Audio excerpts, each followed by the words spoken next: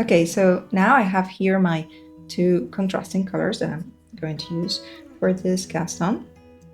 And one important thing about this cast on is that you don't need to calculate the length of the tail. It doesn't matter. We're not going to use the tail for this cast on, so just leave as much as enough to, weave in the ends later.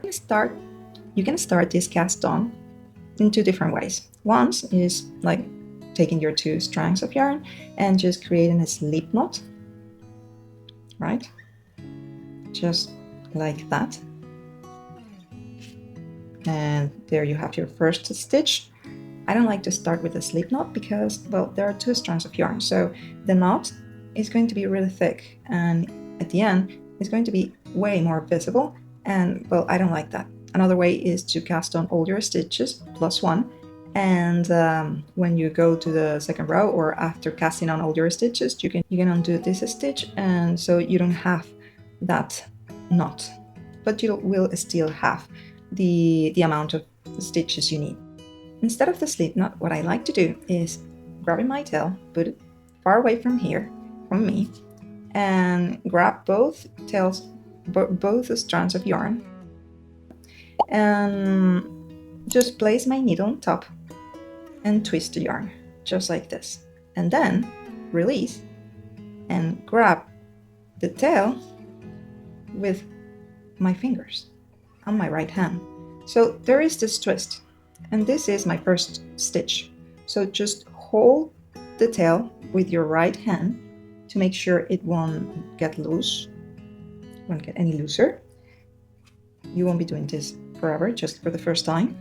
Okay, so what I do here is observe this first stitch. My first stitch is a light color and the dark color is the second stitch. So what I'm gonna do is I'm gonna twist both strands so they get fixed like this, and I'm gonna make sure that the next stitch that I want to create, which is the light color, is going to be on my index finger, because we're gonna grab both strands of yarn like this, the one with your thumb and one with your index finger. It's going from the inside of your hand to the and going to be wrapped to the other side, to the outside. And the tail, which is, well, not the tail, the working yarn, is going to be, you're going to grab it with your rest of your fingers, okay? So we have everything secure here, right? And now, as I said before, the next stitch, the next color, has to be on your index finger.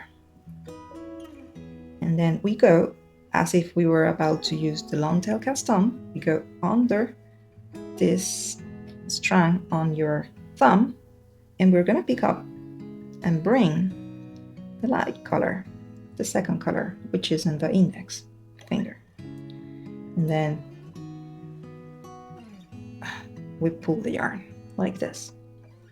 Now, what we're going to do is work on the second color. The next color for me, it's the blue, the dark blue.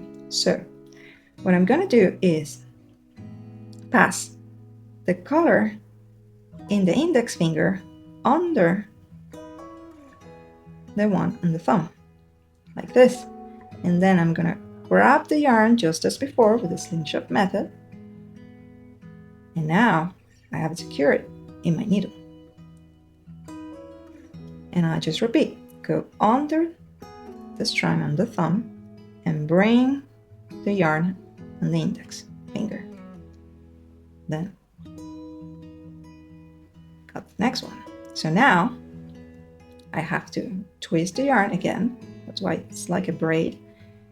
And then repeat under the thumb, grab the index yarn, and so on and so on. Just keep doing this. Under and grab. Turn. Just continue.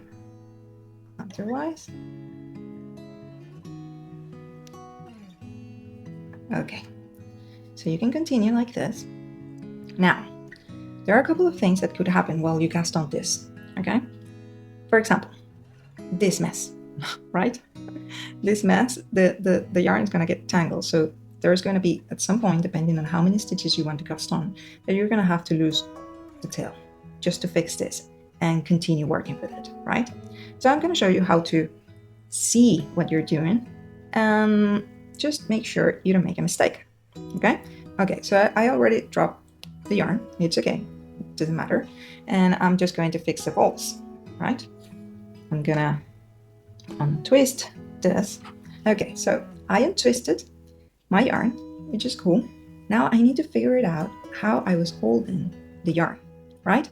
So if you observe, like leaving the yarn without leaving the tails without touching them, they have like this open form, right? Alone, just by themselves. So if I do the slingshot, I take both yarns in this natural form. This is how I left it before I dropped the tails. This is how I was working with, okay? If I observe, my last color was the dark blue. And in my index finger is the dark blue. So my next stitch should be the light color. And as I said before, the next color is going to be the yarn that is in my index finger. So because I have the dark color in my index finger, I have to make the twist. I have to braid the tails. So if that's the case, then I have to place the yarn on my thumb over the yarn in my index finger, and then I can just continue knitting. You see? It's making the braid still.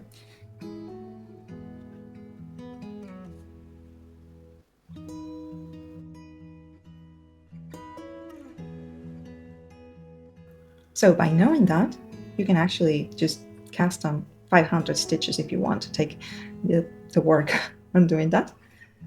But it is possible. Okay? You just have to observe what you're doing. Okay, so I cast on 20 stitches, and this is how it's going to look like. So now what you can do is maybe cut this yarn, right? Turn your work or join it around, whatever you want, and you can simply add a new color for the next rows, for example, or you can even continue working with these colors.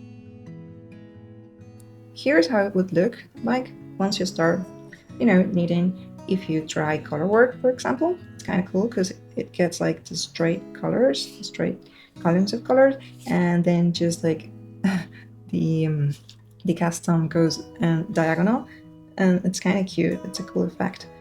This cast on is quite stretchy, so you shouldn't have any problem if you think about making it for, I don't know, something like a hat or the edge of a sweater. And so that's it. If you enjoyed this tutorial, just don't forget to like and subscribe. Happy knitting, and I'll see you in the next video.